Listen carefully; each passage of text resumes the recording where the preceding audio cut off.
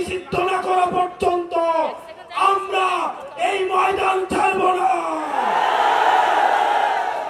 এখান থেকে এখন গিয়ে শাহবাগ অবরোধ করব। যতক্ষণ পর্যন্ত আওয়ামী লীগকে নিষিদ্ধ না করে, আওয়ামী লীগকে নিষিদ্ধ করে প্রজ্ঞাপন জারি করা হবে, আমরা জায়গায় থাকব না।